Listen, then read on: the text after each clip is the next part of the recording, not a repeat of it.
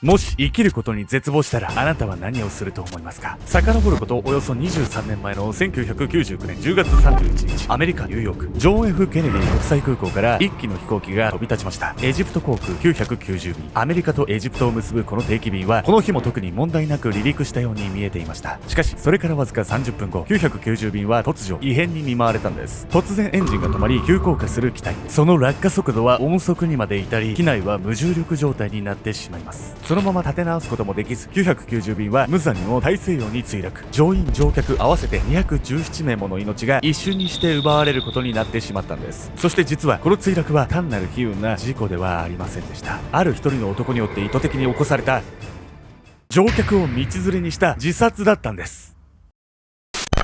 217名もの尊い命が一瞬にして奪われた墜落事故。飛行機を墜落させた犯人は一体何者なのか。歴史に残る航空事故の発端は愚かな逆ギレだったんです。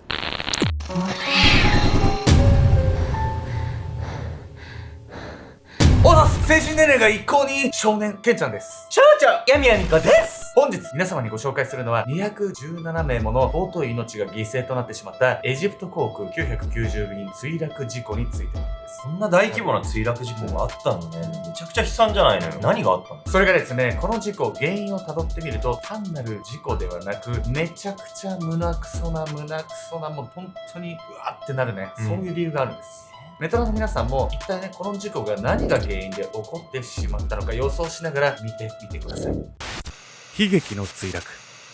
遡ることおよそ23年前の1999年10月31日、アメリカ・ニューヨーク。この街の空の玄関口、ジョン・ F ・ケネディ国際空港から1機の飛行機が飛び立ちました。エジプト航空990便。エジプトの首都カイロへ向かう深夜便であるこの飛行機は、この日も順調に空路を進んでいくかに見えていました。目的地まではおよそ10時間30分のフライト。時刻は深夜1時50分。乗客の多くは翌朝に備え、体を休めているところでした。しかし、離陸から30分経ったこの時、990便に突如異変が起こるんです。なんと、エンジンが止まってしまったんです。エンジン止まったらやばいじゃないの。どうすんの？怖すぎてね、どうすんの乗ってたらね。この後ね、飛行機は一体どうなってしまうんでしょうか。水平状態を維持することができず、機首を下げ真っ逆さまに落ちていく飛行機。30秒後にはその落下スピードは音速にまで達し、機内は完全に無重力状態になってしまいます。機長はなんとか機体を水平に立て直そうとするも、時すでに遅し、通常ではありえないほどの負荷がかかり、機体は空中分解を始めてしまうんです。飛ぶ力を完全に失った990便はそのまま叩きつけられるように大西洋に墜落しました。夜が明けるとすぐに海と空から生存者の捜索活動が行われたんですが、この時生存者はおろか遺体すら見つけることができませんでした。後日、海の底の瓦礫の山から見つかった乗客たちは、そのほとんどが小さな骨となり、 DNA 鑑定でしか身元がわからない状態になっていたんです。相当な衝撃だったってことだね。遺体がね、見つかってもね、誰かわからない状態っていうのも本当にね、合わせてひどい状況ですね、これは。こうしてパイロット4名、客室乗務員10名、乗客203名、合わせて217名全員の死亡が確認されました。990便の墜落事故は多くの尊い命が奪われる大惨事となってしまったんです。そして悲劇から9日後、事故の調査を続けるアメリカはある重要な遺留物を引き上げました。それは990便のブラックボックス。これが見つかったことによって事故の原因究明は大きく前進していきます。ちなみにヤミコさん、ブラックボックスって知ってますか？厳重に守られてるコックピットの音声とかさ、映像とかが入ってる箱のことでしょ？そうなんです。皆さんもね、ある程度は聞いたことあると思うんですけど、もうちょっとね、詳しく説明させていただこうかなというところで、本日のメトラーキーワード、ブラックボックスについて。ブラックボックスとは、航空機事故の原因を究明するために不可欠な記録装置。飛行中の機体の状態を記録するフライトデータレコーダーと、操縦士の音声を記録するコックピットボイスレコーダーの2つから構成されるんです。航空機事故では関係者の責任追及や乗客遺族への補償などの問題を避けて通れません。そのためブラックボックスのデータは事故の真相を知るための証拠としてなくてはならないものなんです。ちなみにブラックボックスという名前は限られた組織しか記録データの解析や閲覧ができないという特徴から付けられたもの。実際の装置は見つけやすいようにオレンジや赤の塗装が施されているんです。要するにブラックボックスを調べれば飛行機が事故当時どういう状況だったのかっていうのが事細かに分かるってことだね。おっしゃる通りでございます。というわけでね、アメリカの捜査当局が早速このブラックボックスの分析、解析を進めていくんですけど、なんとそこにはですね、驚くべき真実が隠されていたんです。驚愕の真実。990便墜落事故の全てが記録されたブラックボックス。データを解析すると、そこには驚くべき真相が残されていました。実はこの990便の墜落は機体のトラブルによる非運の事故ではありませんでした。飛行機はなんと意図的に落とされていたんです。ブラックボックスの記録によれば、990便は異変が起こるその瞬間まで自動操縦によって何の問題もなく飛行を続けていました。しかしある人物が突然自動操縦を解除、さらには機首を下げエンジンを止めたというんです。なんでそんなことすんのよ。つまりは犯人はですね、周りの人を巻き込んで一緒に心中するつもりだったっていうことなんです。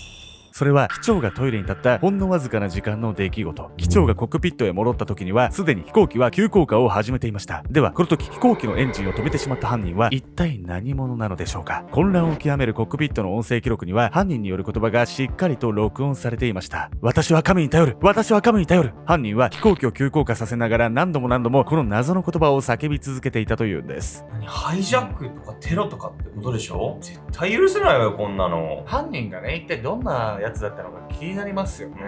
ブラックボックスに記録されたね、コックピットの様子を見ていきたいと思います。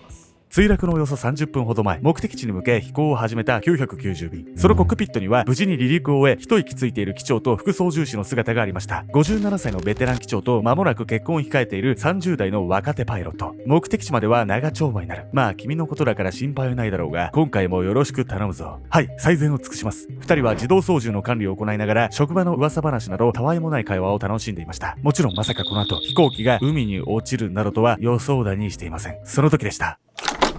コックピットのドアが開き、突然一人の男が中に入ってきたんです。なんで入ってこれんのよこいつ。この男はね、一体何者なんでしょうか。副操縦士は驚いた表情で男に話しかけました。あれ、交代早くないですか。実はこの男は副操縦士の交代要員の一人、ガミール・エル・バトゥーティ。長距離フライトとなる990便は交代要員も含め4名のパイロットが乗務していました。いいじゃないか、少し休憩してこい。バトゥーティは明るく答え、副操縦士席の交代を促します。ただの交代だったの。長距離だとパイロットがね、その休憩に備えてたくさん乗ってるんです、実は。大柄で気さくな性格のバトゥーティ。彼は間もなく定年を迎える59歳のベテランパイロットでした。英語が苦手なため、副操縦士でキャリアを終えることになりましたが、周囲からは肩書きに関係なく機長と呼ばれるほど、豊富な経験と高い技術で一目置かれる存在だったんです。カイロに立派なマイホームを持つバトゥーティは家族と穏やかに過ごす老後を夢見ながら、自身にとって最後の年となるパイロット業務を務めていました。元気かジミー。副操縦士席のバトゥーティにそうあだ名で呼びかける機長。年齢もパイロット歴も同じぐらいの2人は気の知れた仲だったんです。彼らは職場の後輩たちの愚痴を言い合ったりしながら息の合った操縦を続けました。すごい頼れる感じの副操縦士じゃない。機長も安心して任せられそうじゃない。ですがね、ここでね、安心してしまったのが良くなかったのかもしれないんです。しばらくすると機長は席を立ち、バトゥーティにこう声をかけます。ジミー、ちょっとトイレに行ってくる。バトゥーティは明るく答えます。どうぞどうぞ。そうして機長は操縦をバトゥーティに託し、コックピットから出て行ったんです。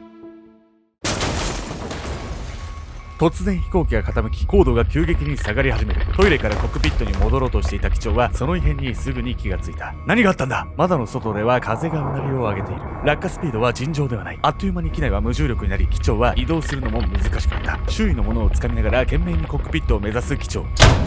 なんとかコックピットに入った機長はその光景に言葉を失った。操縦を任せていたバトゥーティがなぜか自動操縦のスイッチを切りエンジンを止め、一心不乱に操縦桿を前に押し出しているのだ。おい、何をやってるんだ。機長が血相を変えて叫ぶも、その声はバトゥーティには届かない。彼は先ほどまで後輩の愚痴をこぼし合っていた時とは別人のような冷酷な表情を浮かべていた。そしてひたすら謎の言葉を繰り返していたのだ。私は神に頼る、私は神に頼る。機長は必死の思いで自分の席に着くと操縦桿を目いっぱい引いた。しかし状況は良くならない。目の前の高度計は壊れたコンパスのようにぐるぐると回転し、あちこちから警告音が鳴り響いている。操縦桿を引け、一緒に引け。バトゥーティに大声で訴え続ける機長。エンジンからの電源供給がなくなったコックピットは停電を起こし闇に包まれる。恐怖と混乱の中、機長はバトゥーティに懇願するしかなかった。引っ張ってくれ、引っ張ってくれ。それから間もなく990便は大西洋の海に叩きつけられた。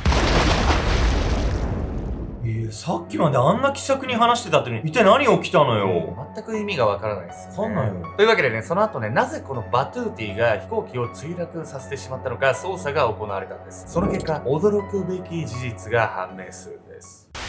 ベテランパイロットの裏の顔。技術も経験も豊富で周囲からは機長と呼ばれ慕われていたバトゥーティ。そんな彼がなぜ飛行機を墜落させる強行に至ったのか、アメリカの捜査当局はバトゥーティについて詳しい調査を始めます。すると普段の気さくな人柄からは想像もつかない意外な一面が見えてきたんです。仕事もプライベートも順風満帆に見えていたバトゥーティ。しかし実は彼は仕事で滞在していたニューヨークのホテルでたびたびトラブルを起こしていました。そのトラブルとはセクハラ。最悪じゃないのよ。何こいつ。バトゥーティがね、滞在先でね、行っていたのがですね、ほぼ犯罪まがいのセクハラだったんです。バトゥーティはホテルにいた10代の女性の前で下半身を露出したり、ホテルの従業員を口説いたり、他の女性客の部屋の音を盗聴するなど、数多くの迷惑行為を行っていたんです。めちゃくちゃ迷惑すぎるだろう、こいつ。ホテルの従業員には彼に対し拒否反応が出るほどの心の傷を抱えてしまう人もいたんです。そんなトラブルが相次いだため、ホテル側も彼の宿泊の禁止を検討していたといいます。もちろん、エジプト航空側もこの事実を知り、バトゥーティの素行の悪さについては重く受け止めていたんです。そしてちょうどこの墜落事故の直前、彼にはある処分が下されていました。それはアメリカ便の乗務の停止。そりゃ当たり前よ。このエジプト航空側もね、しっかり処分をね、行っていたということなんです。この処分についてバトゥーティは激しく抵抗し、エジプト航空側と口論になったといいます。アメリカ便は長距離な分割増手当がつくので、パイロットにとっては美味しい路線だったんです。しかしバトゥーティが抵抗したのはこれが理由ではありません。処分が下されることで自分がやってきたことが職場や家族にバレてしまう。そのことを彼は最も危惧していたんです。今まで築き上げてきたものが全てめちゃくちゃになるかもしれない最悪な通告。そんな処分を受けた直後に乗務した最後のアメリカ便がこの990便だったんです。私は神に頼る。バトゥーティが何度も叫んでいたこの言葉は自らの不祥事をもみ消したい一心で放たれたものだったのかもしれません。すっごい被害者面してんだけど、原因こいつじゃないの。めちゃくちゃ棚に上げすぎなんですよね、これ。この事実が明るみに出るとともに、世の中では彼の犯行動機について様々な憶測が流れます。自暴自棄になったバトゥーティが自殺をするために飛行機を墜落させたのではないか。飛行機の乗員と乗客を巻き込んだのはエジプト航空への復讐を果たすためではないか。真実はわからないんですが、どんな理由があったにせよ彼がやったことは非常に身勝手極まりなく絶対に許されない行為。世の中には色々な乗り物があるんですが、飛行機ほど安全な乗り物はないと言われています。それは飛行機メーカーや整備士、そして乗務員たちが日々安全管理を徹底し、トラブルや事故が起こらないように努力してくれているから。今回バトゥーティが行った行為は多くの乗客の命を奪っただけではなく、そんな仲間たちの努力も裏切る罪深い行動でした。彼にとっては築き上げてきたものを守る最終手段だったのかもしれません。しかしその行為こそが定年まで築き上げてきたキャリアを無に帰す何よりの不幸だったと言えます。いやね、皆さんね、本当にね、いつも動画をご視聴してくださってありがとうございます。というわけでね、ここでちょっと別のお話なんですけど、僕がやっているね、パンクシーという会社で、バックオフィス、つまり経理とか総務とかをね、やってくださる方を募集してるんですけれども、未経験でも問題ないです。一番大事なのは、一緒にこう会社をね、大きくしていこうというね、そういう志のある方、熱意のある方、そんな方が、もしね、いらっしゃいましたら、ぜひぜひご応募していただいて、場合によってはね、最初の面接から僕が出させていただくこともあるかもしれないんですけど、ぜひね、お話しさせていただければと思うので、概要欄もしくは固定コメントのね、モンテッドリーの募集のリンクからご応募いただければと思います。